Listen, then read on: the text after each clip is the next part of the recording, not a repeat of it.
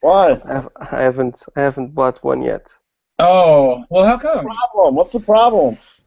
Well, money's the problem. There you go. Yeah, yeah. I imagine being in Portugal, there's not many like payment plan options, eh?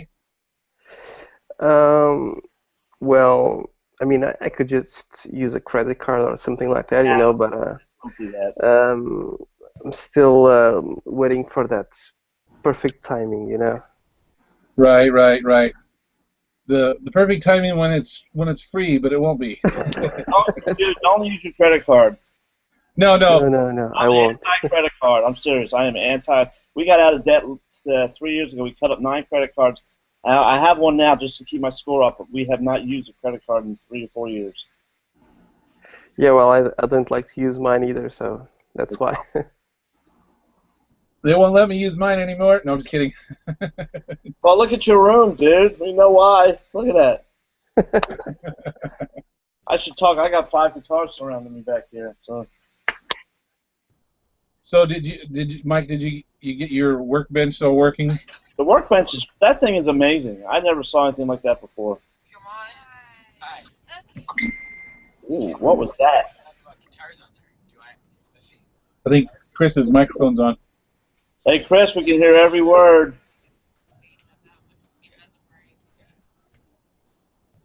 Oh, hey Ben. Hey Ben. So Chris wants me to pan around my room.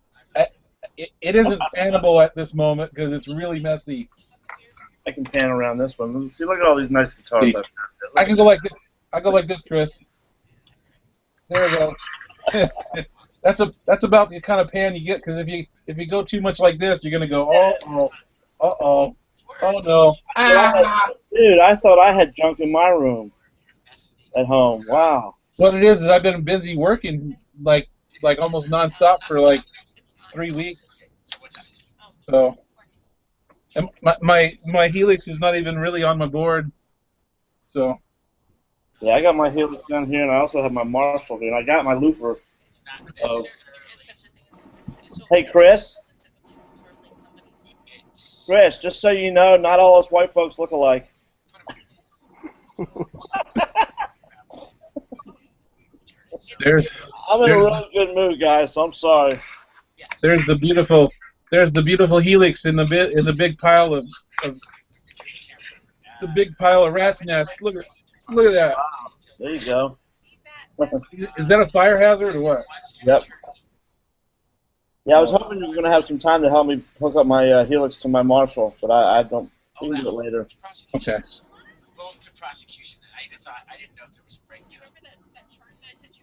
The prosecution is wrong. They moved back to law school. Do what? Chris is talking about some prosecution thing. Who's that other guy? I'm gonna mute. See. Oh, cool. I can show my babies now. So, how's it going, Ben? It's going all right here. It's been a busy day for me, but getting ready for rehearsal tonight. Of course, I've got the Helix in tow with me. Yeah. Had to learn a bunch of new tunes last night, so I spent a lot of time playing guitar, but which ones did you learn? Tweaking. Yeah. Yeah. So it's for, it's for church. So I was learning a lot of church songs and stuff. Oh, yeah. Any Lincoln Brewster? Not tonight. Oh, really? Which ones did you learn? Well, I've learned that one so good. I played with a band a few years ago. Got it. I know we've done. I'm just so bad at this. I don't know who writes all the songs that we do. Oh. And I think one of the Lincoln Brewster songs that we did is actually written by Brenton Brown. Oh, yeah. Yeah. So I know we've done that one, but I don't know what songs Lincoln Brewster actually wrote. Oh, he writes a lot of stuff, man. He's written a lot of stuff with Paul Balash and people like that. So, thanks for anybody who ordered the T-shirts. I should be getting them here real quick. I just got the final design approval as far as I checked box yes on it, and I should get them on the 27th, and I'll ship them out very quickly. What is the double sign things on there for? That's the Helix logo. Oh, the greater X. than less than? Yeah, the X. Yeah. Oh, okay. So that kind of Isn't stands. helix basically a helical? Isn't it like a screw? Yes, but it's based on the X in like the X on the case. Oh, that's right. Yeah, you told me about that. Yeah. So it's just I just noticed that. Okay. Yeah. How much are T-shirts? They're good. The extra large, and mediums are $25. Is it 2X or 3X? Well, there's extra large, medium, and large, and that's 25, and then 2X, 3X, and 4X are $29.95. Let me ask you something. What size do you wear? Because I'll probably wear one down from you. I wear 2X or 3X. I wear 3X. I need 2X then. Yeah. Right. You do PayPal? Yeah. There's a website. Let me put it up here real quick. I'll buy a couple of them because I need some. L6gear.com. Oops, hang on. L6. Come on. Ben, I'm gonna add you to my Facebook or not Facebook, the Facebook thing, and same thing with Rod. Is that all right? Yeah, sure. Now where are you at on Facebook there, Ben? Where am I at? What's your real name on Facebook? I guess. Ben Vesco. Ben Vesco. VESCO. Yeah, you should be able to see it on my posts and stuff. Okay, and it doesn't show it. VES what? Oh, Vesco. Oh, you're the double-headed guy. Yeah. Oh, that's you. That's a wicked-looking picture, man. I saw that a couple of weeks ago. I was like, what? Yeah. So here is. I almost bought an Ibanez RG today.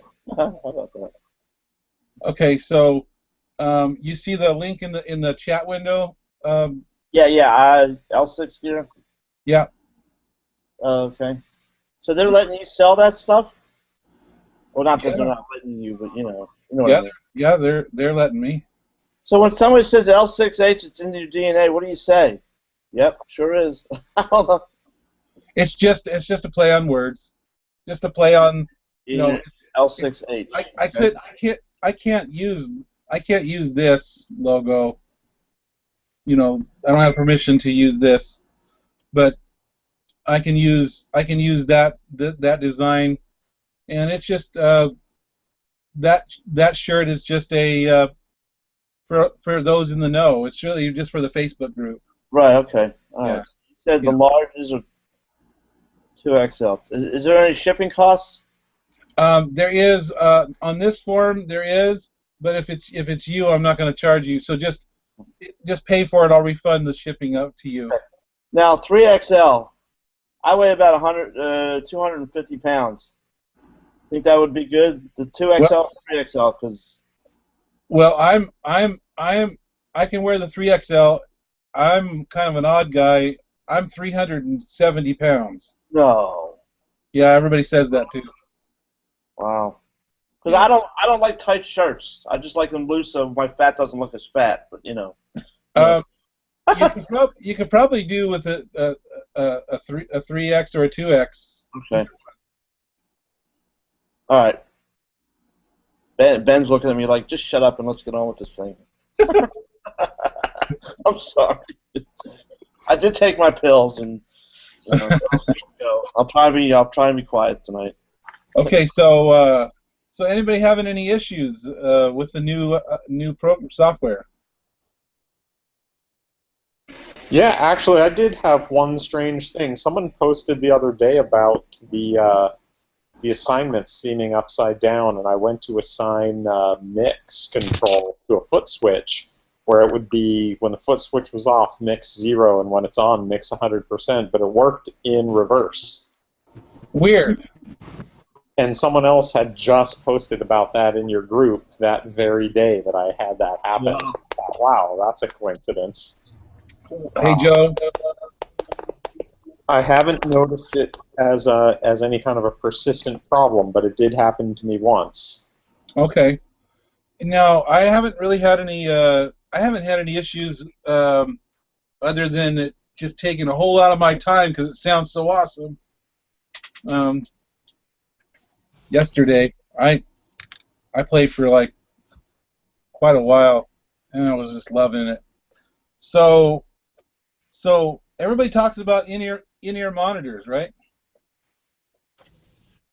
And Yeah. because I own the Helix, and I'm poor,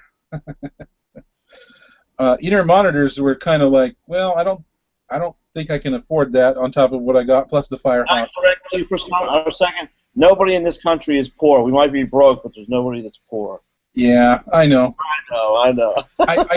I just misappropriate my funds a little better than other people. just like a good American does, right? So Sorry. I have this poor man's in-ear monitor, and it's a cable, right? And then I've got a 15-foot extension. Wow. So I'm going to have that kind of strapped to my guitar cable because I don't have wireless anyway, right? And that's exactly what I do with mine. yeah, you know, it works great, and wireless isn't that much. It really isn't that much more.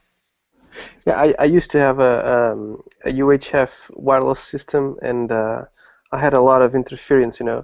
So I did what Chad's doing. I just got an extension cable because I always use my JTV connected via VDI, so I have a cable anyway. So I just rolled the extension around my VDI cable. And so I just run my in-ear monitors through a cable up to my HD 500. So that's the way I do it, and I get perfect sound and no interference. Yeah, I agree with you, and because I mean, if I had a wireless VDI, I would certainly want a wireless in-ear monitor. But having the VDI anyway, so it's pointless to have a wireless in-ear monitor. So yeah. Well, and I'm always going to be cabled because I'm cheap. Yeah. So, but this is a cheap old headphones that I had, and then I have these they kind of form into my ear. And there's earwax on that part right there, man. No. No, but you should buy some decent headphones. Yeah, well, this actually is a pretty good set, but I know that there's like alien ear. They have like 8 drivers and stuff. You know what? These ones are pretty good. I don't play good enough to warrant the $600 in-ear monitors, but it works. It works. So what are your thoughts? Where can you get in-ear monitors like that? I mean, just like wireless ones. Not where. I meant which ones are good. Or Shure's, or Line 6 has them, or who's the other company? Nady? I know that. I know that. Have in-ear monitors. Oh, they just have the wireless guitar thing. That's right. Right. Alien. I think I can't remember the name of Alien Ears or something like that. I know that.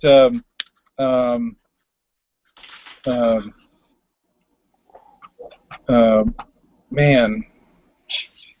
One of my brain. Sorry, you slapped. Oh my gosh! Sorry about that, Chad. Yeah. What? Ouch! 450 euros more than. Anyway, About 700. Yeah, $600 or $700 for in-ear monitors. I don't know. Not for me. Yeah, that is a lot for monitor in-ears. But I know. I played in a band, and a while ago, and I think I had a pair for $350. I forgot who made them, and it was so long ago. I didn't like them because I like to feel the air coming at me. You know? Well, that's now okay. That's a question I'm going to pose out there to those who use the in-ear monitors. What about the feel? What about the feel on stage of that, amp behind you and stuff? Well, I can say for churches, like Ben can probably attest to this too. At church, they don't want stage volume. That's why they want. I don't know if you use in-ears, Ben. But yeah. So the deal is when I'm playing at a regular installation at a church or something like that, where they have a good personal monitoring system, I do use personal monitoring system, but I use full-size cans. I use Sennheiser HD 280s, which are a pretty big can, but they fully cover my ear. They're really comfortable. I can wear them for 6 or 7 hours straight without too much problem. So those work out pretty good. But when I play without them, people talk about the live, like the pants flapping volume and stuff like that, and ultimately, like that might be true if you're playing in a situation where you're standing right next to your amp. But like I play on a lot of unconventional stages and also some very big stages, and even if you do have an amp, your amp is going to be 20 or 30 feet away from you. So even at that kind of distance, you don't have that pants flapping volume. You're not getting the direct vibration from the amp anyway. So if you have a good, what I've found to be the key really is just playing a place that has like a good subwoofer system. You still get that full body vibration from the experience of playing live due to the PA volume. But really, unless you're on an extremely small stage or at a really small venue, you're really not actually getting the vibrations from your amp anyway. Yeah, I play at a place every once in a while.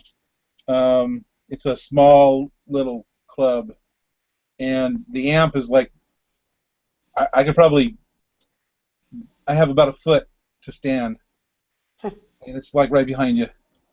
So, and usually the amp is faced straight out. So, but they have. Oh, hang on.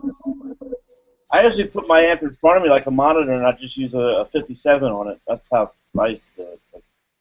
Hold on.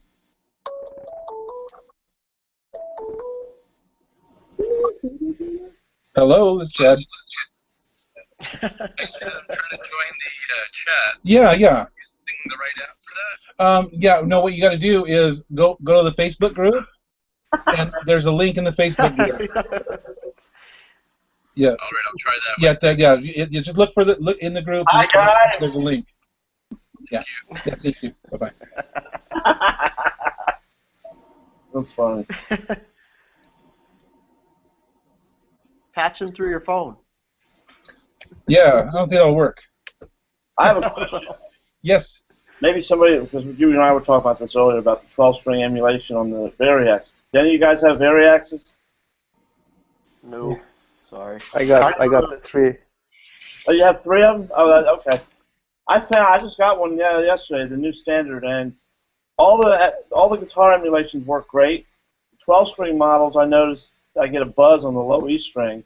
Even when I use the Workbench software, I'm still getting a buzz on the low E and sometimes on the A.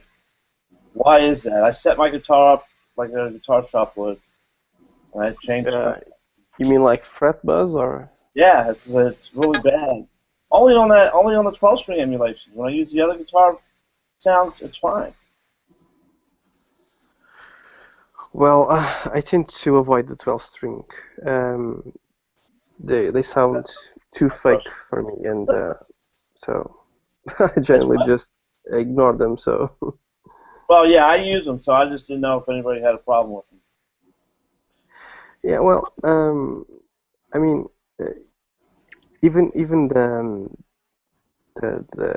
Fenders and the Gibsons and all of those, even those aren't going to sound, 100% true, So, and when you start adding notes to it, like on the 12 strings, it sounds very, very fake. So. But the other strings in the 12 strings sound fine, except for the low E. And maybe there's a high fret, but then it would affect the rest of the guitar. even when I play it straight through the amp. Yeah, I get what you're saying, and yeah, I find that on the low E, you usually get very easily some kind of warbling sound, Yeah. especially if you just try go to drop D or something and just play the low E, you can tell that there's a slight warble to the sound, you know. Is there a reason for that? I have no clue. I've owned 3 or 4 JTVs and they were all the same. Oh, really? Okay. Yeah. So it's not mine then. Okay. It must just be in the way the algorithm is or something. Yeah, I mean, it's the the software and whatever is running the thing, the hardware has to Catch up to it? change the pitch Yeah. in real time, you know, and it's trying to do that in real time, and Hey, Alan. sometimes it Hey guys. gets It just Welcome. doesn't make any sense. bit So I just, yeah. confused, I guess. Yeah. Okay. So if the sound that the pickup's getting is not perfectly clear, it sometimes you know, misjudges what it must do to output the correct Sure. pitch, you know. Like I was trying to play some Boston earlier, and like Peace of Mind or Have you tried changing your strings? I've done it 3 times already. What? And I even bought some single strings to make them so the low E is the lower gauge of my normal set of strings, and it still does it. So. Have you updated the firmware on it? Higher gauge. Oh, I don't know. On the unit on the guitar itself, I didn't know you could do that. Yeah. Where do I do that at? You need to download the Line 6 Monkey. Oh, okay. I thought I was done with the monkey. That monkey's still on No, my... no. You need the Line 6 Monkey. You need to register it. Go through all that. Well, I already registered the guitar, but I didn't know I had to get the monkey. Yeah, you need to do the monkey, and Gotcha. you need to do the monkey. That's just wrong. That's the monkey. Oh. So you need download That's the. how bad I sing. Sorry. Yeah, no, I'm doing that right now. Sorry. Go ahead. Okay, so yeah, that Line 6 Monkey, and then update the firmware. Now some people say they like the 1.7. They like the 1.7 firmware. They say it sounds better than the current firmware. What say you in Portugal? Well, I actually did a video on that. Maybe you're mentioning my video, I guess. I did a comparison video Did you between do the a video? 171. Yeah, I did. You do a Yeah. comparison? Okay. Put the link to your video up here. Yeah, sure, I will. Give me a second. Now, if I don't like the new version of the firmware, can I backtrack and get the old version back? Yeah, you can always go back. You know, I'll tell you, after getting this Helix and this guitar, I might just be a Line 6 fan for life now. Yeah. Between that and this forum. Okay, so with the Firehawk, I did find a bug with the Firehawk 1500. If anybody's got the amp, it's a small bug. It's a minor issue, but if you don't have anything plugged into the back and you put your headphones in, it's not stereo. So if you ping pong, there's no stereo. So it's either just ping or pong. Yeah, it just sounds like a mono delay. Now all you have to do, now I'm sure they're working on it because I sent a ticket in for this, but you just have to have something plugged into the monitor outs, the output, the XLR out, the right side, and if it doesn't even need to go anywhere. It's just a blank plug, and it's in stereo then. So it's something minor, but I don't think it's miswired. I think it's just a software issue. You notice their website's not up to date either. It isn't? No. Because they have the Helix version 1.06, and the edit version is 1.10. Is that the right version? No, I don't think so. So you're saying with the Firehawk, if you have the headphones in, why would you use the headphones if that amp is supposed to do what it's supposed to do? Oh, if I just wanted to play silently with some of the tones I get on it. That's got the mom channel. Yeah, right. So you can do the Helix into there, and then headphones, or because I like to use both of them. I can actually use the effect on there and on the Helix with routing. So yeah, this thing they sent me, this little thing that goes into the USB to hook it up to the workbench is very handy. All right. So you're saying that the monkey's getting ready to go back on my back. hey, we're the monkey. I'm gonna play Last Train to Clarksville just for you. So Rod put up the video where he did the sound comparison. So Rod, tell us about that though. What do you think? What's your conclusions? Yeah, well, I bought my first JTV maybe, I don't know, 4 years ago, something like that. Yeah. And at the time, I can't remember which version of firmware it was on, but I really liked it until 1.71, especially because I use a lot of, or I used to use a lot of the acoustic simulations, and those sounded really good to me. And once they got the new HD or whatever they call it from the 1.8 on, the acoustics just died basically. So because I found that they tried very hard to make them sound like they were mic'd up in a room, you know. It has too much ambience, too much echo, too much. I don't know. They sound too muddy. It's very hard to EQ and to make it sound right. So I mean, I just, like I say on the video, I just kept upgrading the firmware. But I always found that the acoustics from the 1.8 on just didn't sound right. And so I just did recently comparison, and again, I just came to the conclusion that the acoustics on the 1.71 just sound a lot better, at least to me. And the bad side of this is that even if you like the sounds from the previous firmwares, you'll lose some of the cool functions they've added on the latest firmwares, like being able to change the tunings, which you can't on the 1.71. I mean, from the pod or the Helix, you know. Oh, So I see. if you store a specific tuning on a preset, when you stomp on the pedal, it will change also the tuning on the Variax, not just the pickup and the model, you know. Right. So that's very useful, and that doesn't work on the firmware 1.71. Gotcha. But yeah, I mean, the firmware on the JTVs is really a matter of taste, you know. You just gotta go through some of them and just, I mean, try to have a taste for each one and see what suits you better. Nice.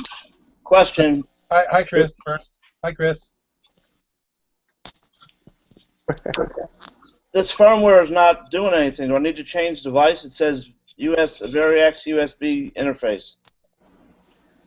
No, if it says Variax, then it All right, should... so on the USB firmware, and I hit update selection. The newest one I have, well, okay, and then it's doing the download. Then it's got the I accept thing, and then it comes up and says, could not establish a connection to the Variax USB interface.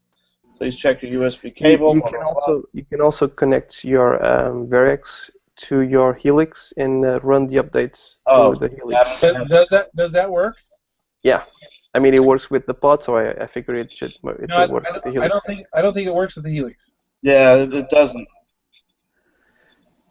I don't know. Strange. It's downloading the monkey again, so maybe when I think it might have to. It might have to do several updates from the monkey. me, you mean? Yeah, you.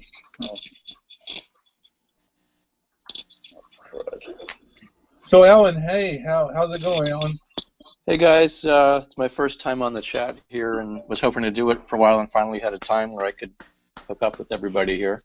Very nice. Well, I had been using a Digitech IPB10 with my iPad for a number of years. I guess when it first came out, maybe 4 years ago, and they haven't really updated it in a number of years. They sort of let it die, so I've been looking for something else to replace it with. And I actually didn't know about the Helix until maybe about a month and a half, 2 months ago, and decided I'd give it a go. So I put my order in at Sweetwater, and they happened to get that big shipment in, I guess it was maybe last month now, and was able to get one pretty quickly. So I've been really happy with it, but still a little bit overwhelmed with all the features and things you can do with it.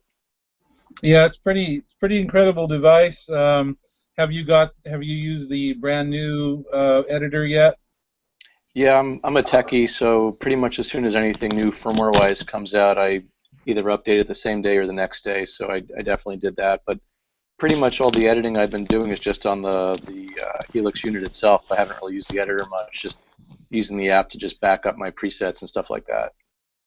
Well, there was a request, and he may be in here in a little bit, but I'm going to show the Helix, and the request was we want to see how to input a stereo delay path. So I'm going to take the next few minutes, and you guys all may know how to do this, but I'm going to be able to reference that person to here. Okay, hold on. There it is. Okay, Helix not connected. I love that. Just a quick shout out. Is Ben around still?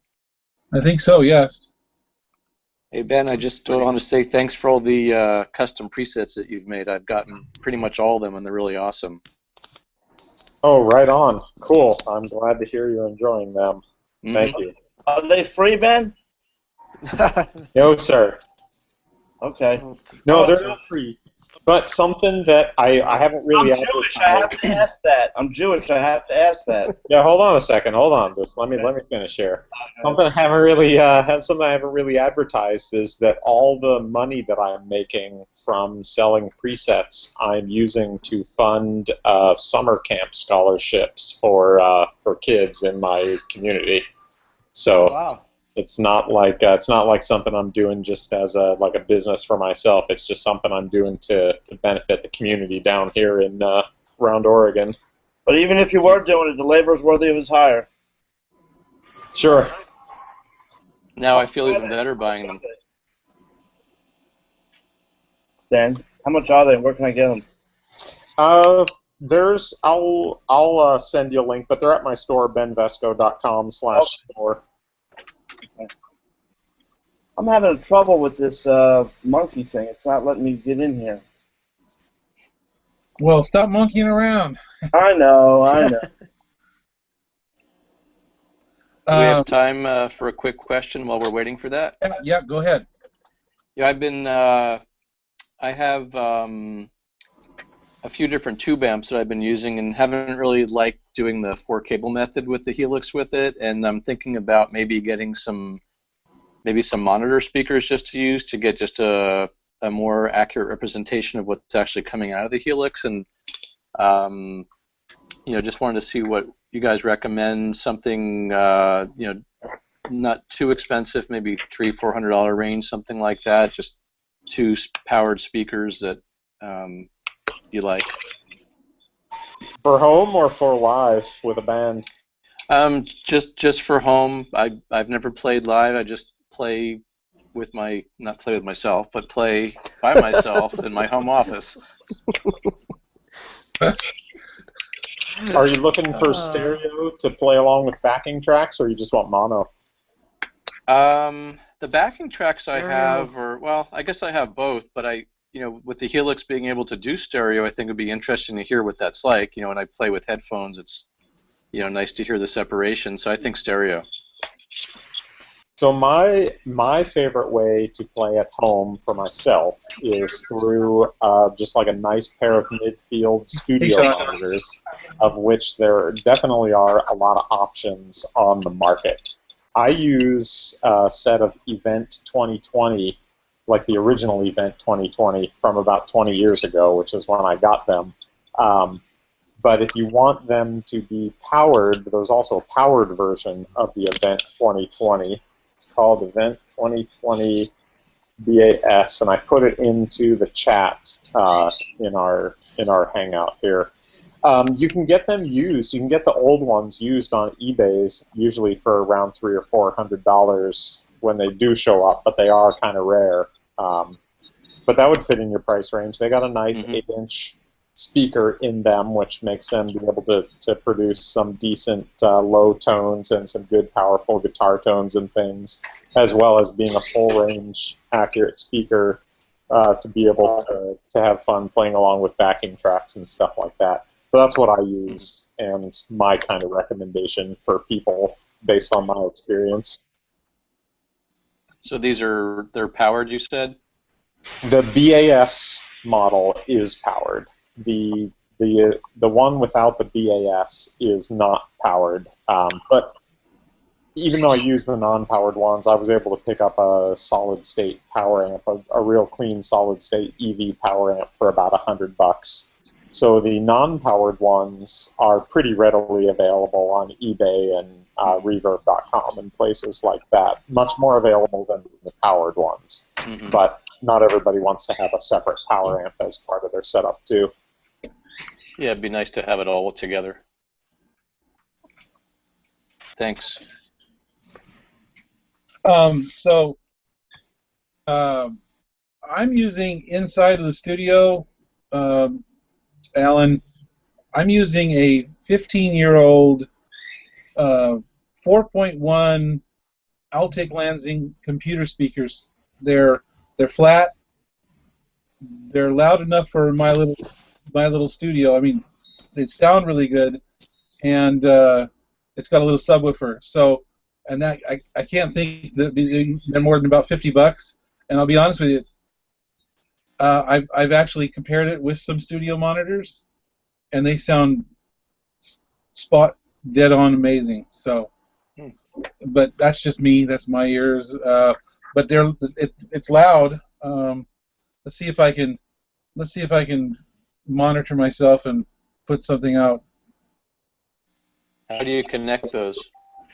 I've got them connected through an audio box USB, and it's USB to the computer, and then I've got adapters that do left and right. So let me show you. So here's the audio box. There's the adapters. Wow. And then right up there, that's one. Then over there is two, and then there's right here is three, right there, and then there is the subwoofer back there, and way over there is the fourth one. So hold on, let's see if I can. Let's see.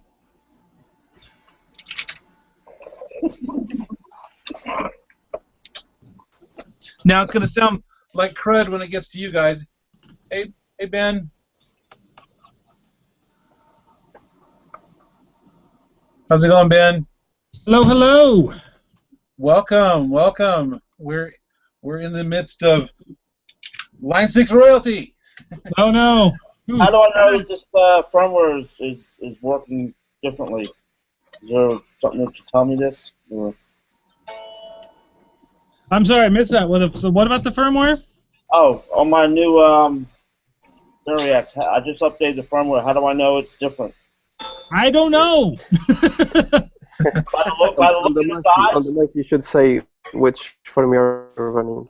Oh, Yeah, it's, reboot it, and you'll see when it boots up what firmware version it is. Oh, it says 1.03, but I'm saying, how will I know the difference on the actual guitar? What will it do differently than what I'm used to hearing? Well, the sounds, basically. Oh, okay. All right, I'm going to reboot. I'll be right back. Wow, good, the guy's leaving. He doesn't shut up for a second. I'll be back. So, welcome, Ben. How are things with you? Very well. I just found out I kind of had a slow last half hour or so of the workday, so I thought I'd come in for the first time and see what this is all about. Excellent. Well, welcome. It's about me getting on the floor and plugging cables in. Fantastic.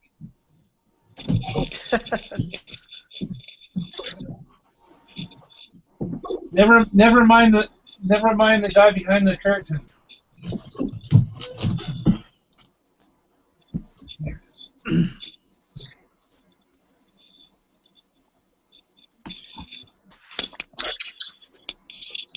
Oh, okay.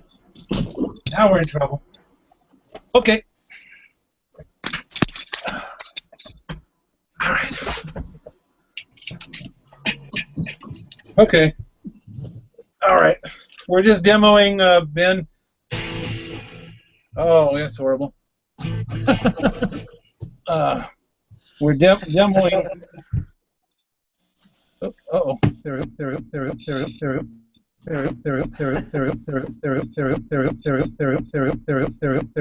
Going max headroom here. I was just going to say that. I got it too. It's getting kind of loopy, Chad. Literally.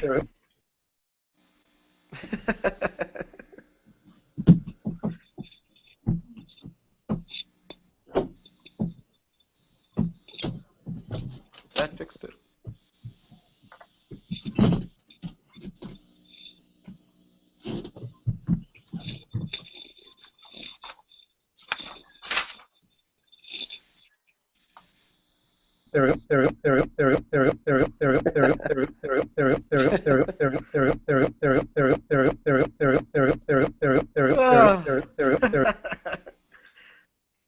What is going on?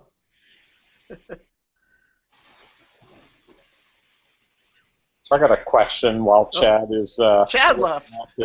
working out his problems. Have any of you guys noticed that if you set a delay to 0 milliseconds, it is not actually 0 milliseconds of delay? Correct. Yes, we found a bug. I've tried that. I get all the way to about 20 before it makes a difference. Is that better? 2021, it starts to make a difference. So the 0 milliseconds delay is actually a bug? Yes, we found a bug, and it has been, I think it's been fixed, but there was a delay range in one of the DSP blocks that I didn't know about. And inside the DSP block, it had a limit saying, hey, don't actually go under 20 milliseconds. That's really all someone needs for a delay, is what the original DSP programmer thought. I didn't know that was there. So we made the delay models, me and whoever else did them, and when we took them down under 20 milliseconds, we're like, oh yeah, that should work. And there's a couple other models that don't use that. It's part of the tap tempo implementation. So when we put the tap tempo in, suddenly the 20 millisecond limit happened. And someone luckily discovered that, so we dug into it and we realized, oh, that is happening, so in a future build there should be a fix for that. Ah, that's awesome. Well, then maybe here's another one for you. If you set a delay to 100% wet, yes, not the same volume as 0% wet. So okay. There's a volume drop of like maybe 3 or 4 dB, it seems, when a delay is set to 100% wet. So I mean, I do a lot of crazy stuff. So like I'm talking about 0. Epic. You know, I would think that a simple delay at 0 milliseconds and 100% wet should be an exact copy of the signal without the delay. You are on it. Damn it. Anyway, so while digging for the bug recently through all the delay models, like on the DSP, I found that on certain delays, for some reason, when it was reading in the data for the first repeat, it took it down by 3 dB as a holdover from some other code. I fixed that, and when the delays get updated, that should get updated too, hopefully. Cool. Got it. Well, I'll Ben, have to you are redo all my patches then, because I'm fond of putting delays in as using them as doublers on some of the paths throughout.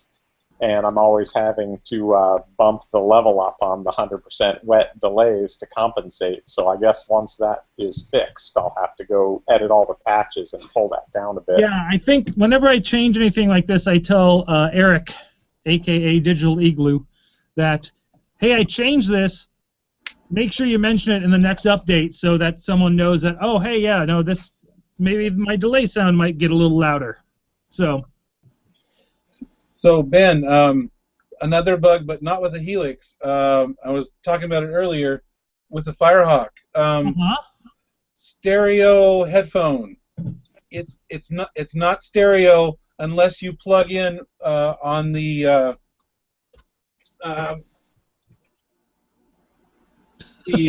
main out right. The main. Yeah, it's stereo after you plug in the main out in the headphones.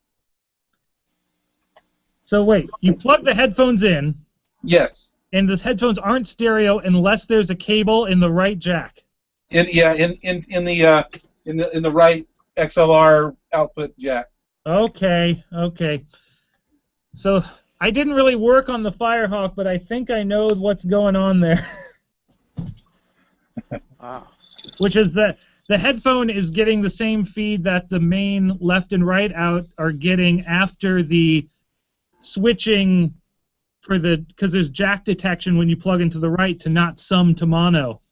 So it must be getting the sum to mono. So that's probably something they can easily fix. The guys who did the Firehawk DSP. Has that been told to anyone here? I just did. Can I ask Ben a question with the glasses? Sure. I just got this today, or 2 days ago, and I love it. Let me just say that. I understand that you're an engineer at Line 6? Yeah. Okay. My low E string on the 12-string emulations buzzes. You hear that? Yeah.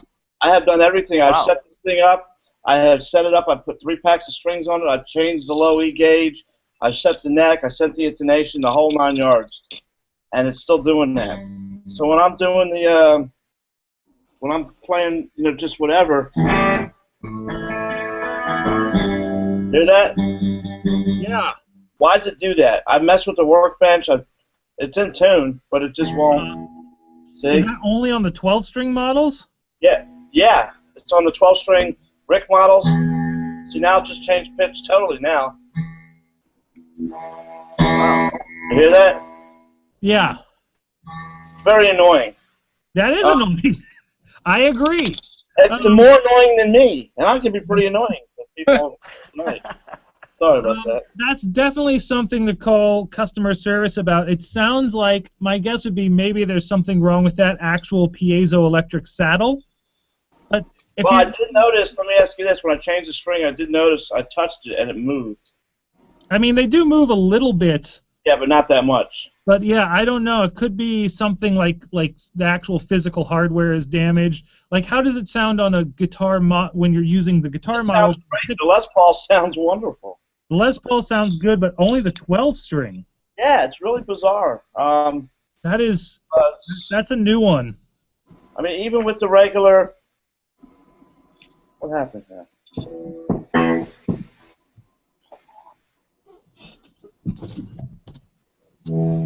Yeah,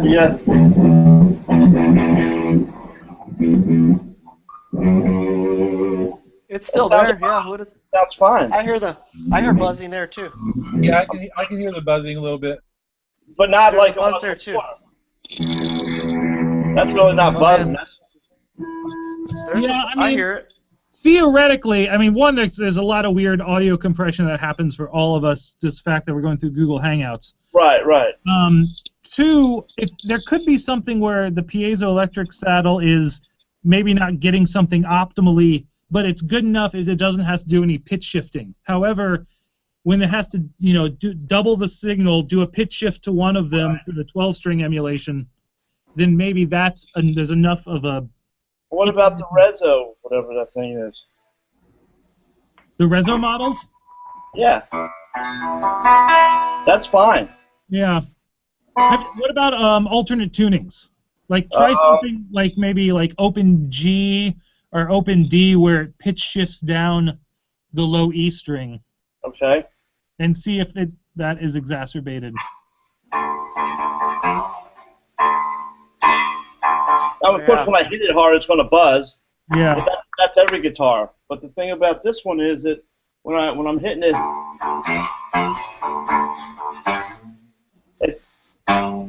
it buzzes a little bit, and it's not fretting out because I got the action pretty high. And that, to me, it's unreasonably high right now. But anyway, the guy at Sweetwater said if it doesn't work, then I can send it back and they'll give me another one. So. Yeah, it sounds like it's a bad piezoelectric saddle would be my guess. Yeah. All right. Well, I'll take it back then. You could either return it through Sweetwater and then they'll send it to us, or you could open a service ticket and we would fix it here. Either way, I guess it's just whichever. How long would it take for you guys to fix it there? Pardon? How long would it take for you guys to fix it there? They usually turn things out within a week. I mean, like most of the time when people, like there's been a couple people who sent Helixes back and got it back like 6 days. Now, what's your name? Ben? Ben, yes. Ben what? Ben Adrian. Hey, Adrian! Ben Adrian, okay. Yeah, this work. Let's see. Here we go. Okay, I got you. Screenshot. Okay. Screenshot. Yeah. Okay. All right. Well, I will do that. Thank you, sir. Yeah, of course. So okay. So how everybody anybody got anything else to ask Ben while we're here? I got a quick one. Sure. So I often will use my iPad to use backing tracks through the Helix. And if I play, let's say, something through YouTube or an iTunes tune, and I'm listening on the Helix with my headphones, it's stereo, it's fine. But I have a couple apps that I use that play tabs. They're like MIDI tabs, like Tab Toolkit or one of the Ultimate Guitar apps. And if I listen through my headphones, those come out mono. And I'm going through the camera connection kit with the USB cable. Okay. So you're connecting to the iPad with the camera kit, and the Helix is basically acting as a sound card for the iPad. Mm-hmm. So I can go into the iPad and just set the sound to be mono on the iPad itself, and then I'll hear it in both ears, but it won't be stereo, which is okay, but I'm just curious if it's something specific to those apps where they haven't been coded to output through the Lightning port in stereo or not. I mean, that would be my guess, especially if, like YouTube is in stereo, or just the music the music app or whatever streaming. If that's in stereo, then I would guess it's something with the apps. Like maybe they're thinking, oh, people are just going to be mostly playing this through their little iPad speaker. We don't have to worry about it. But you know what? I don't know. It's have weird. You tried those same apps, but plugging into the headphone jack of the iPad directly and not using the kit? I'm pretty sure I did that. I don't have it with me here, but I think when I did that, it actually came out, in both ears. It's not true stereo, but it came out in both ears. So yeah. I didn't know if it was something with the Helix or the app. I don't know. It's not a big deal, but just curious. Yeah, I've never heard about that, and it could be a Helix thing. But the fact that other stereo audio works and it's mono or just left side from other apps makes me think that it's just something that was in the app to save time, and maybe there's a little bit of code saying, oh, if you're sending to the headphone jack of the iPad, just double mono it, but it doesn't see that the audio out of the camera kit is the same as the headphone jack, so it doesn't. Yeah, that's what I was guessing. One other quick one too that you've probably seen some people post on the Line 6 forums about the presets that have to rebuild sometimes over and over. Yes. And someone just also posted that if they have it on one of those presets and then open up the editor, they were getting some freezes. I haven't tried to replicate that, but just was curious with that rebuilding if it's a bug or intentional. The rebuilding is just essentially caching the presets, I believe.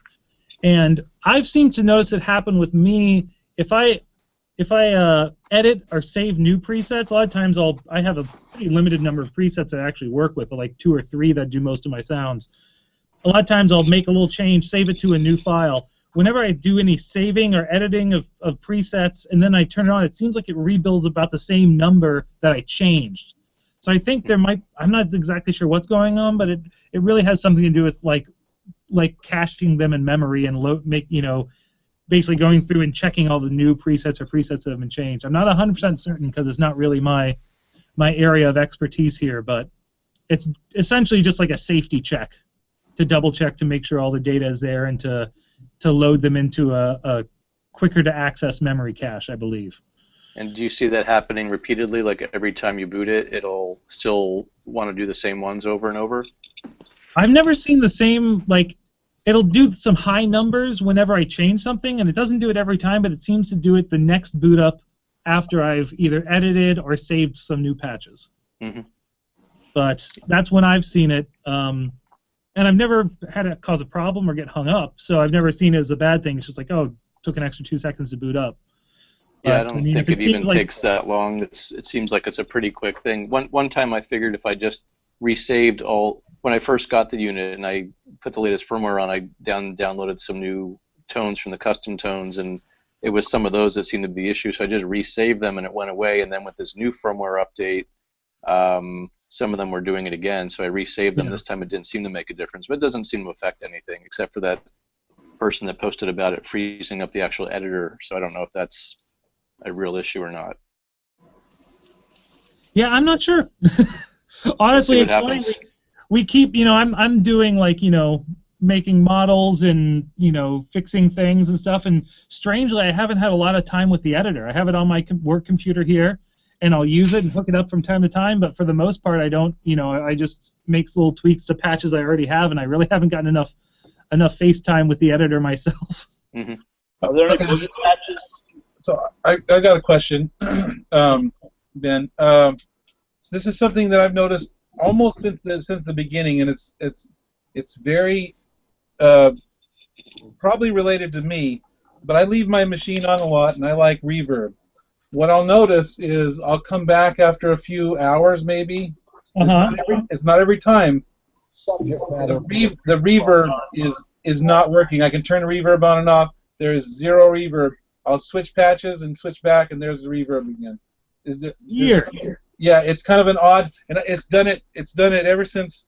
I mean, through just about every change. So I'll leave it on. I'll leave a reverb on, and I'll walk out of the room. I'll be gone. Could be overnight even, and I'll come back. I'll be playing. I'm like, I'm missing something, and so I'll notice the reverb's on. And I'll turn it on and off, and no difference in sound. The reverb is just gone. And it's only the reverbs, and then and I use the cave reverb, so it may be just the cave reverb, but I'll just switch patches and go back, and there it is. It's back. It works fine. It's just an odd anomaly. Yeah, I have no idea. So like other effects will still turn on and off in the patch, and the reverb will be dead. Yeah. I wonder if that. I don't know what the heck would cause that. But yeah, I mean, it probably is something with the fact that the reverb, something in the reverb memory, maybe? I'm not sure. The fact that it fixes itself is good. Yeah, I just turn switch patches and go back, and it's working. Wow. Hey guys, I got to take off and get out to rehearsal with my Helix, which I'm thoroughly enjoying. Since we have Mr. Ben Adrian here, I just want to say certainly I've been enjoying the heck out of this thing. So for all the stuff you've done on it, your contribution, thank you very much. I love it. It's a fantastic thing that you've put out into the musical world, and awesome. Thank you. I love it.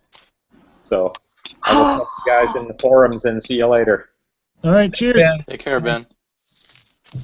Look, a full eclipse. Yeah, I kind of have like a halo effect going on here. Yeah. So, this is my office. It's a total mess. I'm on my laptop. I have the regular computer. Is that Calabasas? Yes, this is in Calabasas. Right, cool. Test gear over here. What's that right there? What's that white machine right there? This? Could you see that? Yeah, that right there. That is the Line Silver 6 thing? mixer. The stage really? mixer. Oh, it's not from home? Pardon? not for like a studio, just a little mixer. It's a little mixer that Line 6 came out with, but we do open houses here every so often. We talk about like the amp modeling procedure. What happens is that mixer uses the same DSP chips that the Helix has in it. Wow. And when we started making the amp models for what became Helix, this was well before any of the hardware had been developed. We just knew we were going to use those two DSP chips. So they wrote special code so that we could put the models that would be Helix onto the mixer. And so we're using it in essentially a test mode to run the Helix model. So you guys actually take algorithms of like the capacitors and the little tiny things on the circuit board, and that's how you do that. Yeah, we have we have these oscilloscope test probes. You can get at Walmart or anywhere, right? Yeah, these are just from Electronic Supply. This is this is an API, and then we've built over here in an old wireless rack. We built these things called buffer boards. You can see there's one on the table right here, and they're little things that we wire up in house so we can clip test probes into the amp without the amp sound changing. So, because that was a problem that we had doing some modeling, we put a test probe in to capture the audio at a certain point in the amp, but it would change the audio for the fact that the probe was there. So we built special buffer boards to take readings at various points along the circuit of the amp and not change the sound. So, so we're not really maybe like a reverse true bypass then almost. Pardon? Like a reverse true bypass switch. Yeah, kind of. It's like I want to listen to the amp at this specific point in the circuit without the amp sound changing at all. Pretty neat. So yeah, we're not really necessarily modeling a capacitor or a resistor, but we'll model, like, say, the input circuit and the effect that it has on the tone and the impedance loading. And then we'll model the gain stage, the first gain stage of the amp, which is half of a 12AX7 tube, and how it distorts and how that frequency changes when it distorts. And then we'll take a measurement after the coupling capacitor, which rolls off some low frequency, and then we'll measure. So it's kind of like modeling subsection by subsection of the amp until we make our way all the way through the circuit of the amp. And if every little bit was modeled correctly, when you run the signal through in series, it should all come out the other end the same, and it seemed to have worked pretty well. So. But it was, me and another guy named Matt, who unfortunately no longer works here, we're essentially left on our own for like 2 years. Oh, no. And we redesigned Awesome. how, we kind of came up with new amp modeling procedures and, remodeled all the amps at Line 6, and that kind of what ended up in Helix and why they're different than the one. Are there any boogies in the Helix? I haven't gone through everything, but I'm just curious. Any boogie models? Yes, there's a rectifier. The rectifier. Okay. Any plans for any more? Like some Wagner or high-end amps like that? Yeah, there's a couple Wagner. There's a Wagner Shiva in there. There's the Wagner Uberschall. Oh, that's right. There's what about Eagle? Like some Steve Morse models or? There's like an Eagle Fireball, Powerball. I forget. Is that what Steve Morse uses? I don't know which one Steve Morse uses. Okay, I know Richie Blackmore has a Fireball. I'd watched the rig rundown on Premier Guitar with Steve Morse. Yeah. And I don't remember which model he uses, but. Yeah. Okay. I have there's a guy who works here, Sean Haley, the guy who does all the videos. Yeah. He's kind of a fusion player. And he also does your on hold music. What? He does your on hold. Oh yeah, that's right. But he's kind of a fusion player, and he actually discovered he really likes the angle for fusion, which he didn't expect to like. But it's so saturated and compressed, and like you can just hit notes, just kind of. It's very like viola-like, or like a cello or something. Well, so how do you guys get away with essentially copying an amp and just naming it something different? How do we get away with that? Because you're even admitting that you're going through every little circuit and mimicking it. So it's like it's cloning in a way, you know. So I'm just curious how you can get away with just naming it slightly differently, and everyone still knows what you're trying to emulate and done. I mean, you must be pissing off a lot of makers, you know. I don't know. I'm not a lawyer. But you know, the story I've heard through the grapevine is Line 6 has gotten nasty letters before, but a couple amp makers, especially boutique amp makers, have found out that since Line 6 did models of their amps, they've sold more of that amp. Yeah. Because someone will try it out and be like, you know, this is my favorite amp. I'm gonna buy the real thing. Yeah. Yeah. So I think that has happened, you know, on at least for. You guys get a cut from that? Pardon? You guys get a cut from that? No, we're just happy to make the amp models. As for that, you know, the thing that's, at least in the U.S., you know, I don't know much about, you know, copyright law personally, but, you know, you can trademark a circuit, but I don't think you can't trademark a sound. I know actually Harley Davidson tried to trademark the sound of their motorcycles, and I believe that did not hold up in court. I guess not. Right. You can't copyright a sound. Yeah, but, you know, and since we're not just if we model an amp, we're not using the circuit that they made. We're combining DSP code to kick out something that sounds similar. Well, if you also think about it this way, even if you model a circuit, if you take and string 20 circuits in a row, even if it's the same as somebody else's, it's that little piece right here. They can't copyright that. You can't or trademark that. You can't trademark that. If you just happen to come along and put these circuits in the same order that they are in, but then you're converting all that into just electronic DSP.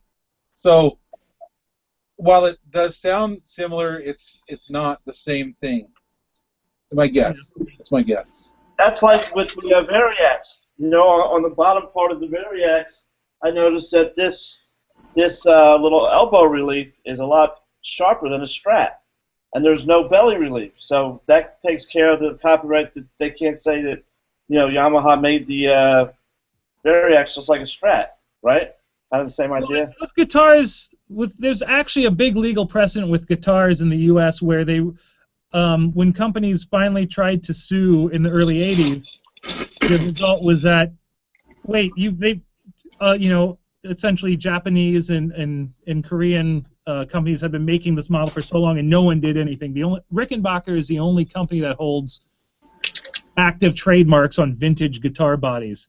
Everyone else, no one pursued it for long enough that it kind of just became, you know, open and only the headstock shape. Samick makes all of them, right? That's because Samick did it all. Yeah, Samick did a lot of that stuff, and, you know, Hoshino and Nippangaki, which was Yamaha, and then who was? That's and another thing with trademark and copyright infringement law that I know of is that companies actually have to actively pursue, or they can lose those rights anyway. But anyway, ultimately, you know, everyone at Line 6, you know, loves gear. You know, I have my own personal tube amps I keep in my office because I can play them loud here, not at my house. We all have gas. We have a lot of gear from a lot of different companies. You know, just personally, you know, we don't want to piss anyone off. You know, we make amp models and we make cool gear, but I mean, one of the whole things about the Helix with the effects loops and the amp switchers is, you know, put it down. Half the time I play my Helix, I'm plugging into my Fender Princeton Reverb at home, you know, and I'm just using it for the effects. And other times I plug it into a power amp into some 112 cabinets, and sometimes I DI it, and it's all over the place. But ultimately, we like gear, and we model the gear because, you know, it's stuff that we like, and we want to be able to use it in various settings. Well, I got to tell you something real quick. For years, I know, the guy with the mouth, right? I'm Jewish, by the way, so it goes with the whole thing. I left Line 6 for a long time and went back to pedals for like a couple decades. And ever since I got this Helix and this Variax, I am in love with Line 6 stuff. So I got to tell you, and I'm very critical about what I play with and the gear that I get. So I want to tell you that this Helix is just, and I don't know anything about it like you guys do, but I'm just blown away at this thing. It just, the only thing it doesn't do is make cheesecake. No, it doesn't make a grilled cheese sandwich either. I know, but it does everything else. And it's phenomenal. You guys are just have really stepped up the game. No. We worked hard on it, but we're happy that it's going so well. So, are you guys selling out still? I mean, you're still having trouble getting the units in and stuff, or have you guys... I don't know. They were just talking about that on the gear page. Like someone couldn't find it, and then someone found one in stock. I don't know. I mean, they're pretty close. You know, they've been going nonstop since the manufacturing started. Well, yeah. Not nonstop, but they get made in batches, and then they'll ship those, and then they do another batch as soon as the factory has free floor time. But that's more of a Frank thing. You gotta bash Frank about it. Yeah. Frank is going to China and dealing with vendors and wrenching heads and dealing with distributors and stuff. I'm lucky. I get to sit in an office and take apart amps for a living. Life is great. That's awesome. Yeah. Yeah, I was just asking about the whole copyrights thing, just out of curiosity, because I'm really glad that you guys get to do it, because otherwise I couldn't get 1,000 amps and effects in a little box, So that's great. Well, yeah, the value is just amazing on these things. So it's there. I'm glad that I could have this, because there's no way I could afford the 49 amps if I wanted to. Is it 49 amps by now or something like that? I forget. Outrageous amount. Well, we're I'm working behind the scenes. I can't tell you what I'm doing, but you guys are doing really good. My one desire would be for a dumble kind of amp, but like a Robin Ford, Larry Carlton-ish kind of tone. That would be awesome. What does Carlton use? A Dumble. Is he using a Dumble? And a 2-Rock, I think. Who's the guy? Was he the guy I saw that also used to use a Tweed Deluxe with Steely Dan, or was that? Yeah. Okay. Yeah. I always Larry Carlton and another 335 guy confused. Lee Ritenour. No, not him, but maybe. John Schofield? Yes, Schofield. Schofield and Carlton always get messed up in my head. Sure. Schofield is strange. Huh. They're both great players, though. Yeah, I don't know why. I remember I was never into heavy metal as a child, as a kid or a teenager, and Judas Priest and Iron Maiden may have been the same band. I could never keep them straight. Yes. They always just kind of came from the same. They seemed like they kind of had. Donovan and White Lion were the same band,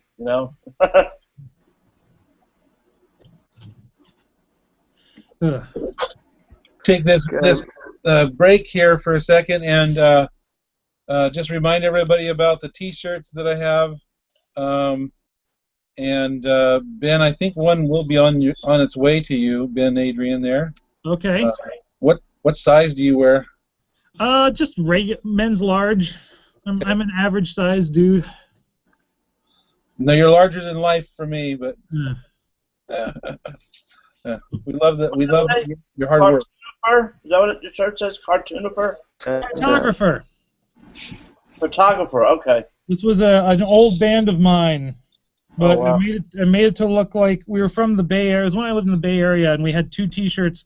One that ripped off the San Francisco Giants logo, and one that ripped off the Oakland A's logo. Oh, okay. So, and we didn't get sued, so We only made 26 T-shirts, I think, so it's fine. That 27th one, they would have taken you for all you got. Yeah. Let's see what's fun in here.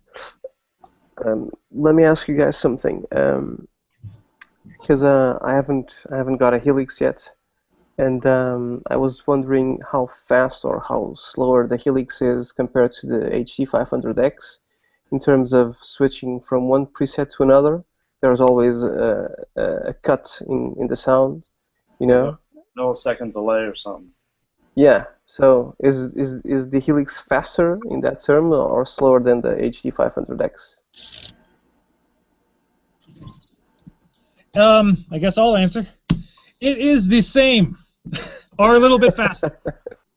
Right. When we were optimizing the switching time, we measured every one that we could, and we wanted to at least hit or improve on the 500. So it should be as fast or faster than the 500. Well, then how can Eddie Van Halen get away with his new amp, and he claims that there's no time delay in switching channels? On the amp? Yeah. No, it's just switching two analog circuits that are already going at the same time. So, it's probably, on those amps, they're probably actually feeding the signal into all the channels at once, and they're all there. So all it's doing is switching analog, like one analog relay in and out. But what causes it, like on the Helix, or even I remember when I had the lima beam thing, and I bought the foot pedal for it, and there was like an annoying, couple milliseconds. And when you're playing in church in front of a lot of people, and you got to switch sounds, and it's like stops for a second, and you got to go take your solo. It's like, wow, what causes that delay? That is, it's basically like computer memory, essentially.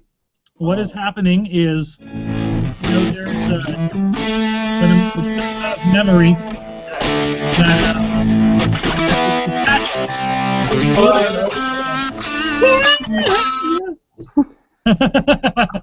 when you load up a new patch, it essentially has to wipe the memory that's there while simultaneously loading in the new preset from the memory. And the way that some DSP, some software things get away with having no gaps or trails is they essentially have twice the DSP, and then they have to load the new memory into one and take away what's going on in the other one. So it's almost like kind of like going like this, but not really. Yeah, you just have to kind of clear out one and load the other one in, and that just takes time. Just like if you were to open a computer program on your computer. I've got a quick question. Sure. Based on, or it's about the, along this line. I've noticed that when I do switch, when I have to switch a patch, I try to build them so that everything's in one patch. But on occasion, between songs, with a little ring out, when I do switch, it seems like it almost has a fade in effect, where there's a little, it cuts for that one little split second, but it seems like the volume fades up for, real quickly. Is that intentional, or is that something I'm just hearing, or is that something that is controllable? I'm not 100% certain. I would imagine that behind the scenes, and this is not my area of expertise, this is more the firmware and DSP programmers. But what happens is, yes, it actually has to mute the signal because when it puts stuff in and out of memory, there are some noises. So it has to mute the signal very quickly, dump the memory, reload the new memory, and then it brings it up. And there might be a 10 or 20 millisecond fade in. I'm not 100% certain. So it could be a little bit psychoacoustic, like you're perceiving that, or it could be that it takes a little bit more time. I know that the larger the preset, the more time it takes to switch. So like if you have a preset that's just fully loaded, it's going to take a little longer to switch to that preset than if you have a preset that's just like, say, an amp with a distortion and a reverb. Okay. But it's something that they're always working on, and every time they do a big update, they try to go through and optimize like preset switching and just kind of go through and look at that. So. Cool. Yeah, I had the first. I've been using it in practice, but had our first show that I used the Helix, and this past weekend, and I noticed it a couple of times, but like I said, for the most part, I've got it built so that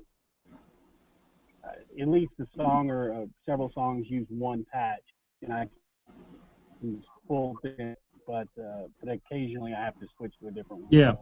And that was when I kind of noticed it was when we were letting it ring over and try to switch, at the best time, and kind of noticed it seemed to ramp up just a little bit, real quickly. Interesting. Yeah.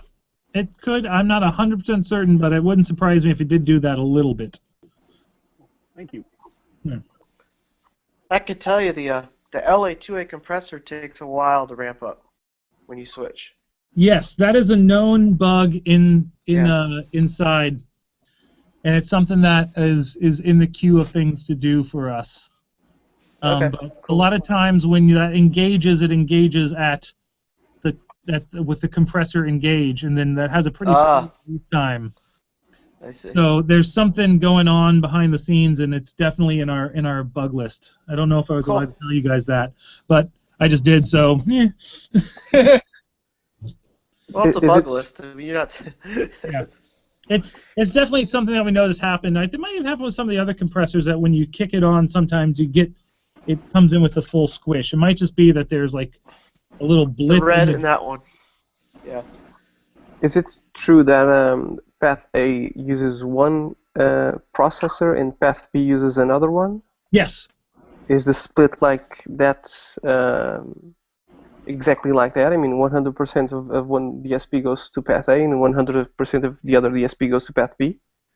Yeah, that was just the way that they were able to get things to work that way, because the DSPs, like DSP 0, has an input and then an output, and then DSP 1 comes later, and it can be fed. It also has an input and output. So in order to maximize, but it's hard to write memory from one DSP to the other DSP, which is why you can't drag a block from the top to the bottom, but you can copy and paste a block. Okay, so could you do something like if the DSPs work like one for each path, could you make, let's say, Path B, if it's exactly the same from one preset to another, could you make it not flush out the memory and reload everything if it's exactly the same? You can't do that now. However, I know there have been many requests for things like that on IdeaScale. So it's something that we are definitely putting in the list of things that we want to do if we have time to, say, have Path B, presets only change one path and the other path stays the same. Yeah, that would be awesome. It would be awesome. Your delay could be on the path.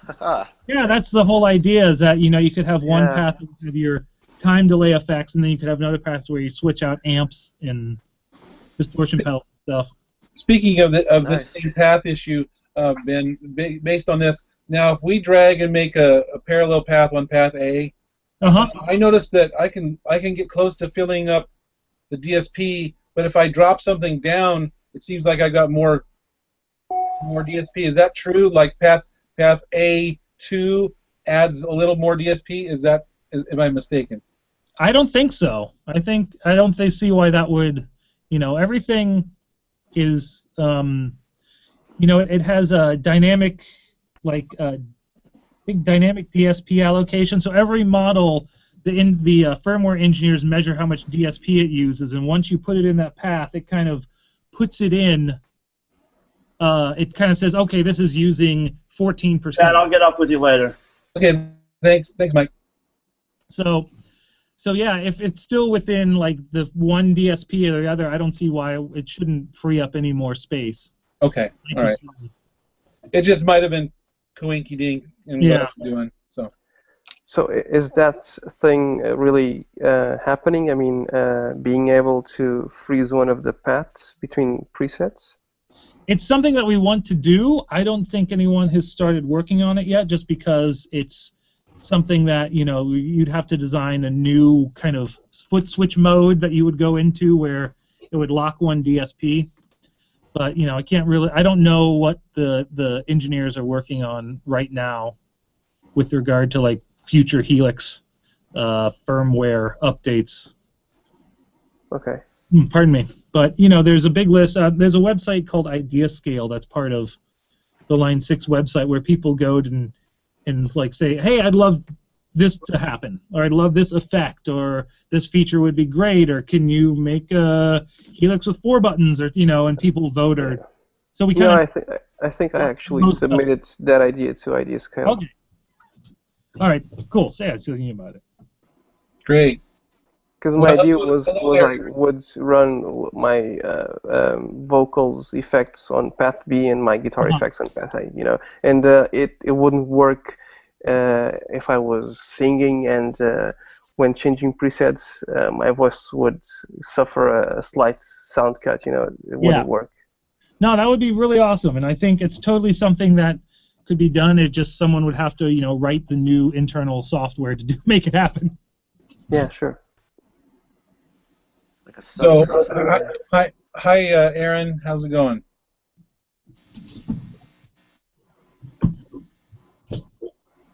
He's not talking, but okay.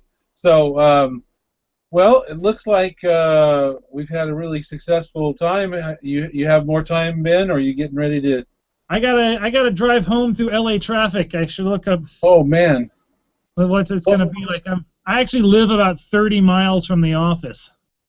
So past a certain time, you might as well stay for 2 hours.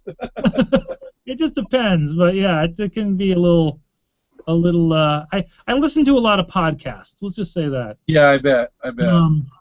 But yeah, I moved down to LA and moved in with my now wife, and she owned a house, and it was in one part of town, and Line 6 was in another part of town, and they just happened to be 30 miles apart. So. Yeah, exactly. That's how it works. Yeah. How long have you been married, Ben? About 4 years now. All right, nice. It'll take you a while to catch up to me. I don't think you ever will. 15. Of course, that's number 3. So yeah, we don't want a sum total. Don't tell anyone that, but this is number 2. But my wife was also my high school sweetheart. So we dated for 2 years in high school, broke up for 19 years, and then got back together. Oh, so, nice. Nice. Cool. Well, guys, I think this has been really successful. Really nice time. I really thank you, Ben, for hopping in, and I hope you can make it maybe next week. And the schedule happened to work out today, so all is good. Great. Is Frank around, Ben? Pardon? Is Frank around? I haven't seen him today. I don't know. If he's around, I haven't seen him in the office, but maybe he's in China. I don't know. Could be. Sure. All right. Cheers, guys. Thank you. Thank you. Bye, man. Well, guys. Aaron, how's it going? Hi. What's up? So, you got any questions at all, or? No, I got here too late. What did you guys talk about? Well, it's going to be back up. We talked about a lot of things. Ben covered a lot of things. So in a few hours, I'm going to post a link back to this, and you can rewatch all of it. Yeah, man, I wish I could have got you in there sooner. There was actually somebody in here who decided they wanted to play guitar over the top of everybody, so I kicked them out and made room for you. And I wish could have been earlier. We would have enjoyed chatting with you. But any questions you have about the Helix that you'd like to know, or? Oh man, there's been a few things I've been posting this week, mainly about using it with the vocal mic. I haven't tried that yet. And there was something else I posted, but I can't remember what it was now. Oh yeah, crossfade distortion. I saw you had a video about that. You had that problem once, right? Me? Yeah. Didn't you post a YouTube video saying that you had to turn the master down to stop? Oh, right. So what I do is, do you have your Helix in front of you? No, it's packed away right now. Packed away, right? Okay. So if you can remember this, you probably go back. But what I do in the global settings for the ins and outs, I set the pad to whatever you want, taste, if you've got hot pickups or whatever. then the next one over would be impedance. I set mine to mono. Some people set it to whatever they want to set it to, and then I set the 1/4 inch to instrument level. I set the XLR to mic level, and then everything else to instrument level. Yes, there is other people out there that will say differently, and that's okay. I just don't like to overdrive any of the inputs, so I set mine a little lower, and I drive the output volume to get the tones I want. Right. Okay, that's how I set that up, and then inside of the speaker cab, in the speaker cab, not in an EQ or the final EQ, or the global EQ, I set. Hey Greg, welcome back again. But I set the depending on kind of flubby tones you're getting, I set the low cut to about 100, 120, and the high cut around 6,000, 6K. And why I do that is because that way you mimic that of which is the guitar speaker, the response of a guitar speaker, and that doesn't change the EQ of the effects. So if you have the guitar speaker putting out this, but you have your delay and it has a higher frequency because of whatever it's doing, overtones, you're going to get those still carrying through to the end, but the speaker is going to be the same. And I find that has fixed a lot of the distortion problems that people are getting. That's interesting, but you did post one video saying you lowered the master and that helped things. So I tried that on mine. It did seem to help, but do you not do that anymore then? Well, no, I do. You can lower the master, or you can raise the bias. What? Raise the bias a little. You can you can raise the bias or lower the bias. I think it's just a matter of fine tuning the tones. When you're inside the tone that you're kind of going for, just play with it. Lowering the master, it does act upon the master volume acts upon the power section.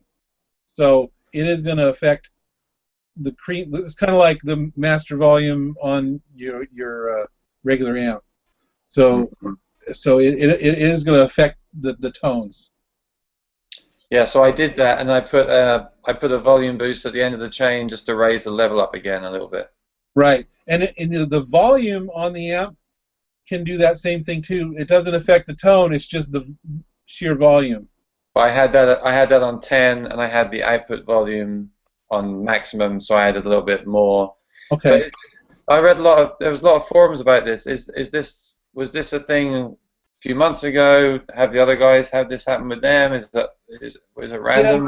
Yeah, I think this is more of an older issue. I don't generally have any problems with my tones as far as crossover distortion or the like. So, but yeah. So, what are you going for? More heavy metal tones? What do you play? No, I do pop rock stuff. So I have a clean amp, and I just have a crunch pedal and a heavy pedal. And what are you playing into? Well, I've got a Variax and a P22, but I'm not been very happy with the Variax, to be honest. So I've been sticking with the PRS P22. And then what do you output the sound to? I'm running the mags into the guitar in. I'm running the piezo into the auxiliary in, processing them both. Yes. And then my plan is to then run a mic in as well, and I run that straight to my K10s. Okay, so you use K10. Yeah. So, how loud do you make your K10s? Just curiosity. How loud do you turn those? I would turn them up really loud and then turn the helix down. Go start. From there. Well, I've been running the helix into the touch mix QSC mixer, and then running that into the 3 speakers. So I'm not. I've heard what happens is a lot of people, you run your PAs kind of low, and then you use your helix and you turn it up, and you're really overdriving. The amp, and that's what they sound like. In reality, if you turn those amps that loud, they would be so loud you wouldn't stand in the room. So you almost have to have your PA super loud, and then turn your masters and your gains all the way down, and then go up from there until it's loud enough. You know. Yeah, right. So I would turn your PA speakers more louder and not drive them so hard into. Right. It's not that though. It's not that because I'm setting that up correctly, and in fact the gig was great. It was when I updated the latest firmware and plugged straight into my monitor here in my bedroom that's when I noticed that sound was different, and I thought I had a problem with the software, but I think it's gone away now. It might have just been my ears that day or something. I don't know.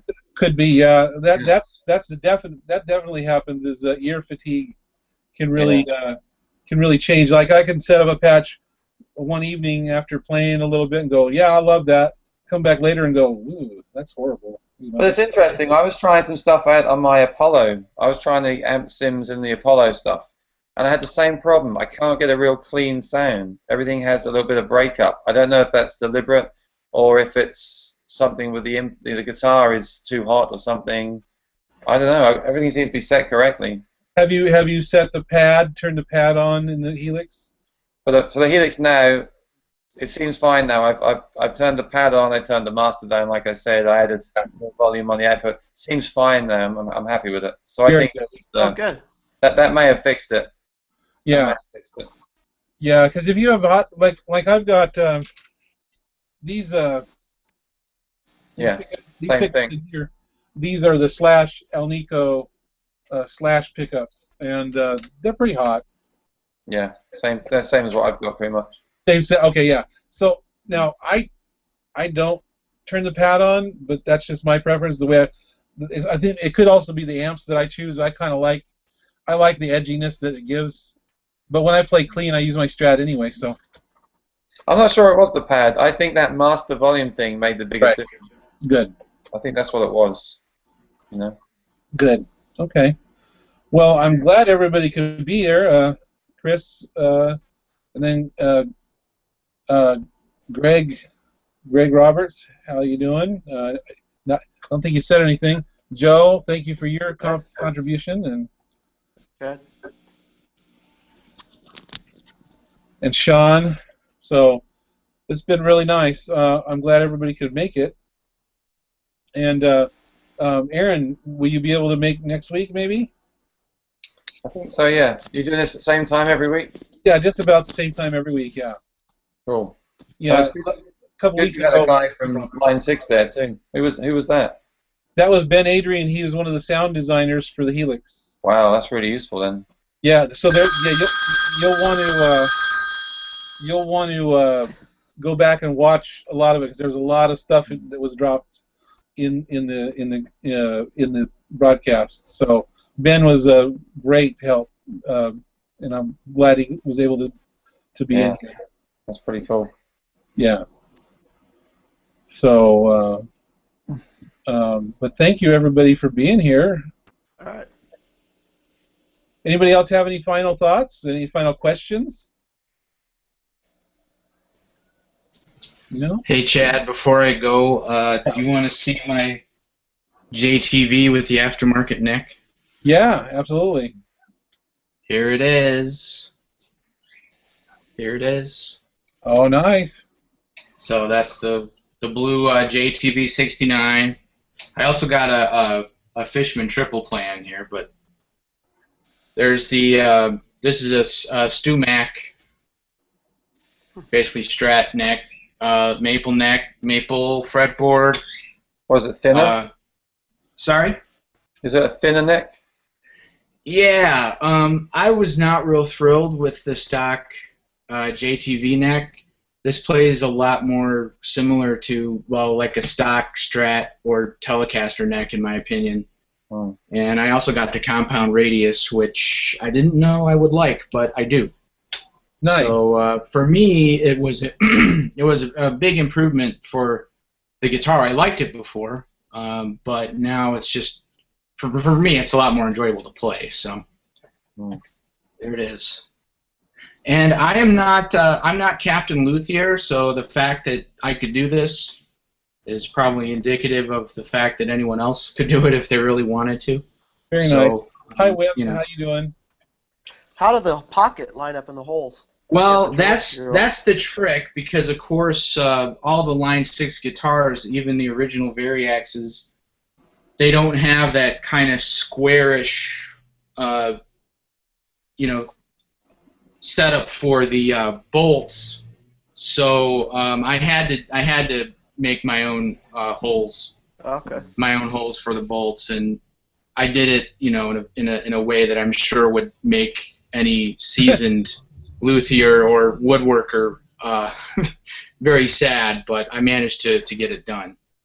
And I also had to drill my own. I didn't have to drill my own holes for the machines, but I did have to drill my own holes for the little screws, because I just reused the tuners that came with the JTV. Oh. So this neck didn't come with its own tuners, and that was something I'd never done before. But again, I was actually successful. It probably won't show on the camera, but there's the machine for the high E string is not quite. It's not 100% perfect in line with the rest of the other 5 machines, but so far it hasn't caused any trouble. My philosophy on these things is generally I'll try it myself, and if I screw it up bad enough, then I'll just go ahead and take it to the professional anyway. But I'm happy with the job I did. So. What do you guys think of those guitars? Are you all happy with them, the guys that have them? I'm happy with it, but I understand why people don't love them, maybe like they love their, tried and true guitars that they've had for years. I mean, they are the modeling sometimes is a little weird, and I don't know. I'm currently not playing in a band or any of that kind of stuff, so I might feel differently if I was regularly gigging and needed to rely on it all the time. I will say this: I did have a Variax 300, and this one, in comparison to that, is a much better guitar, and it's been, for me, it's been sturdy. The electronics have held up. I haven't had any issues with it. My 300, eventually, some of the piezos started to go out, and I just sold it on eBay for junk. But this one has stayed solid, so and I've had it for a few years. The one I have, it works great, it plays great, and the pickups are good too. But I just can't. The patches just seem a bit not right to me, and they're different volumes, and you need to tweak them a lot in the editor. And I actually rolled back to an older firmware when the levels are more even, and I liked some of those sounds. But then I didn't like the Les Paul sound as much, so I kind of got frustrated. Just went back to my P22. I can understand that. Mm. All right, I'm out of here. See you guys. Bye. Oh, Chad left. Oh, did Chad log out too? Wow. We got nobody running the show now officially. We can take it over. So tell me about that guitar. Have you got the latest firmware on there, or did you roll back as well? Yeah, I updated to the latest firmware. I'm trying to think. I think I actually got this one after the 2.2 or whatever it is. The 2.0. The latest. It may not be the ultimate latest, but it's not the original firmware. And so I don't know if I had any real experience with the original, but I'm kind of, I don't know, I guess for me, I just kind of looked at it like I kind of wanted to have the factory experience with the guitar when I used it. So I like the Les Paul on the new one. I rolled back to the original, and I preferred the acoustic and preferred the Strat. And the levels are more balanced as well. But okay. I then missed the Les Paul, so I went back to the new one again. And some people on the forums want Line 6 to let you have a mixture of the two, but that's never going to happen. No. So, it's just like... I've heard some good things, though. Like, the guy on YouTube is good. The Free Set Friday guy. Mm-hmm. So I think if you tweak it enough, you can get some great sounds, but I just can't be bothered right now to tweak that much. You know, I'm already tweaking the Helix, so I don't want to tweak the guitar as well. You know what I mean? Yeah, I understand that. For me, I guess I was really intrigued when the Variax came out to get access to the acoustic models, because while I don't use acoustics a lot, it's nice to be able to just have that available. And I'm not a big fan of actual acoustic guitars, just because I never developed the big pause that a lot of guitar players get. So acoustic guitars were kind of a challenge for me to play, and I just liked having it right there on the electric. It's just convenient. And again, for my use, it's fine. I understand why some people don't like the way it sounds or what have you, but it's worked out for me okay. So. Yeah. All right, guys. I'm going to head out. It was good talking to you. Bye. I'm going to log off here too, so see you guys. Have fun, everybody. Well, later. See you on the Facebook. Yeah, see you then.